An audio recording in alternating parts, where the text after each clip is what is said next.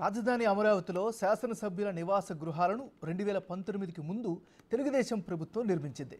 నిర్మాణాలు 90% పైగా పూర్తయినప్పటికీ వైసీపీ ప్రభుత్వం పట్టించుకోకపోవడంతో వాడుకలోకి రాలేకపోయాయి. టీడీపీ మళ్లీ అధికారంలోకి రావడంతో మిగిలిన 10% పనులను పూర్తి చేయాలని ప్రభుత్వం భావిస్తోంది. అసలు ఇప్పటి వరకు పనులు ఎంత మేర జరిగాయి, మోడల్ ఫ్లాట్ ఏ విధంగా ఉందో పూర్తి వివరాలు మా ప్రతినిధి మల్లికార్జున అందిస్తారు.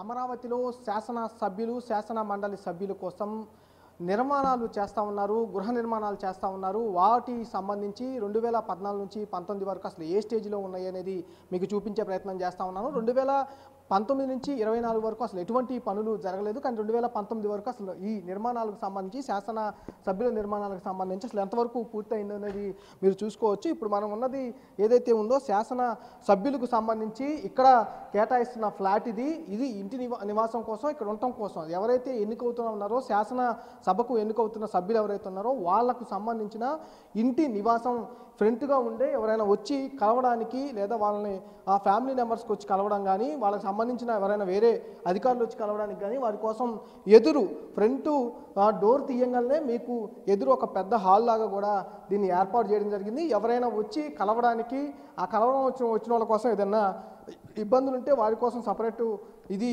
ఒక బాత్రూమ్ను కూడా ఏర్పాటు చేయడం జరిగింది. వాళ్ళకు ఉపయోగించుకోవడానికి ఈ బాత్రూమ్ను కూడా చూసుకోవచ్చు.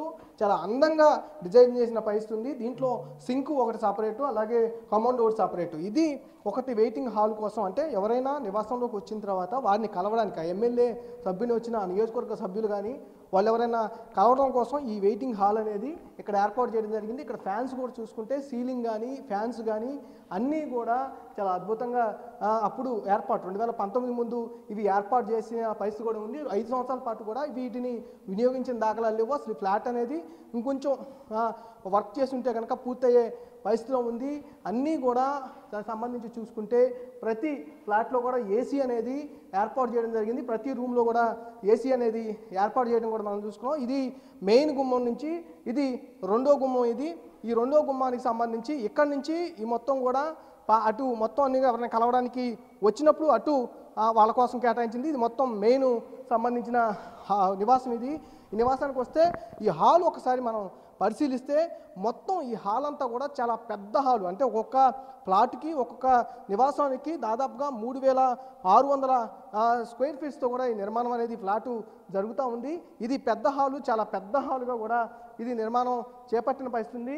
దీంట్లో మనం చూసుకుంటే ఒక్కొక్క గృహానికి సంబంధించి ఏమేమి కావాలి అనేది ఈ పర్టికులర్గా కూడా స్పేస్లో కూడా నిర్మించిన పరిస్థితి. దాంతోపాటు ఈ సీలింగ్కి కూడా లైట్స్ చాలా ఆకర్షణీయంగా డిజైన్ఫుల్గా అందంగా కనపడేందుకు కూడా స్పెషల్గా లైట్స్ కూడా ఏర్పాటు చేసిన పరిస్థితి. దాంతోపాటు వీరికి దేవుడి గది కూడా ప్రత్యేకించి ఒకటి ఏర్పాటు చేస్తారు, దాన్ని కూడా చూసుకోవచ్చు. చాలా పెద్ద గదిని కూడా నిర్మాణం చేయటం కూడా మనం చూసుకోవచ్చు. ఇవి ఇట్లా దీంతో పాటు మనం ఈ పక్కనే చూసుకుంటే వంటగది అనేది నిర్మాణం చేయడానికి ఇక్కడ కొన్ని ఏర్పాట్లు అయితే చేసిన పరిస్థితి. ఇది కూడా ఇంతవరకు మొత్తం కూడా ఇదంతా ఈ స్పేస్ అంతా కూడా మొత్తం వంటగదికి సంబంధించిన స్పేస్ చాలా పెద్దగా ఉందని కూడా చెప్పుకోవచ్చు. ఇవన్నీ కూడా ఏదైతే ఉందో దానికి సంబంధించి శాసన సభ్యుల కోసం నిర్మాణం కోసం ప్రభుత్వం ఎంత ఖర్చు చేస్తుంది అనే దానికి ఉదాహరణగా ఈ ఫ్లాట్ అనేది మనం చూసుకోవచ్చు. ఇలాంటిది శాసన సభ్యులకి శాసన మండల సభ్యులకు కూడా నిర్మాణం చేస్తూ ఉన్నారు. ఇది 3 బెడ్రూమ్ ఫ్లాట్గా కూడా ఉంది. ఇది ఫస్ట్ బెడ్రూమ్గా కూడా చూసుకోవచ్చు. ఈ బెడ్రూమ్ కూడా చాలా అందంగా డిజైన్ చేసిన పరిస్థితి కూడా ఉంది. ఆ లైట్స్ కానీ కలర్స్ కానీ మొత్తం మనం సీలింగ్ కానీ చూస్తే చాలా అందంగా ఆకర్షణీయంగా నిర్మాణం చేసిన ఇది ఏదైతే ఉందో బెడ్రూమ్ అని కూడా చెప్పుకోవచ్చు. ఎవరికి ఎక్కడ తక్కువ కాకుండా ప్రభుత్వం ప్రతి ఒక్క ఎమ్మెల్యేలకి నివాసం, ఎవరైతే ఎమ్మెల్యే తన నియోజకవర్గం కోసం పనిచేస్తూ ఉంటారో వాళ్ళు రాజధానికి వచ్చినప్పుడు ఎటువంటి ఇబ్బంది లేకుండా అకామిడేషన్కు ఎటువంటి ఇబ్బంది లేకుండా ఉండటం కోసం ఈ ఫ్లాట్స్ అనేవి నిర్మిస్తూ ఉన్నారు. ఇది వచ్చి చూసుకుంటే ఒక 3 బెడ్రూమ్ ఫ్లాట్ కాబట్టి దీంట్లో ఒక బెడ్రూమ్ సంబంధించి మనం చూస్తూ ఉన్నాం. దీన్ని 3 బెడ్రూమ్లో సంబంధించి ఒక బెడ్రూమ్కి సంబంధించిన వాష్రూమ్. ఇది వాష్రూమ్ కూడా చాలా అందంగా డిజైన్ చేసిన పరిస్థితి కూడా ఉంది. చాలా కాస్ట్ ఎక్కువగా కూడా డిజైన్ చేసిన పరిస్థితి కూడా ఉంది. ఇవన్నీ చూసుకుంటే చాలా అందంగా ఆకర్షణీయంగా డిజైన్ చేసిన పరిస్థితి ఉంది. అంతేకాకుండా ఇటు ప్రతి బెడ్రూమ్లో కూడా బాత్రూమ్తో కలిపి వాష్రూమ్ కూడా నిర్మాణం చేస్తున్న పరిస్థితి కూడా ఉంది.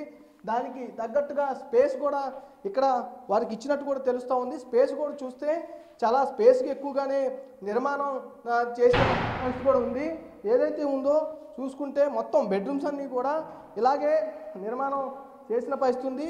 ప్రతి శాసనసభ్యుడికి ఇటు చూసుకుంటే శాసన మండలికి కానీ శాసన సభ్యుడికి కానీ ప్రతి ఒక్కరికి 3600 గజాలతో ఇలా నిర్మాణం అయితే చేయడం జరిగింది. పెద్ద హాల్ అనేది, ట్రిపుల్ బెడ్రూమ్ అనేది, దాంతో పాటు వ్యూ పాయింట్ కూడా ఇక్కడ మనం చూసుకుంటే వ్యూ పాయింట్ కూడా చాలా అందంగా డిజైన్ చేశారని కూడా చెప్పుకోవచ్చు. వ్యూ పాయింట్ అనేది కూడా ఇటు రాజధానికి సంబంధించి ఈ ఫ్లాట్స్ అనేవి సీడ్ క్యాపిటల్లో ఉంటాయి.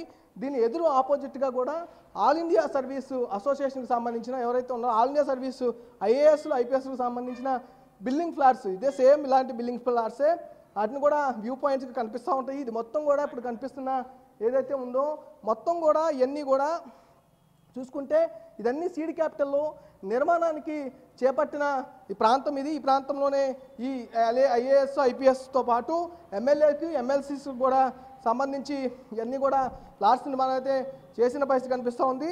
దాంతోపాటు చాలా వరకు అంటే ఇవన్నీ కూడా చాలా వరకు నిర్మాణం పూర్తయిన పరిస్థితి. 2019కి ముందే ఈ నిర్మాణం అనేది పూర్తయిన పరిస్థితి కనిపిస్తూ ఉంది. 2019 నుంచి 24 వరకు ఇవి పని వర్క్ అనేది జరగని పరిస్థితి కూడా కనిపించింది.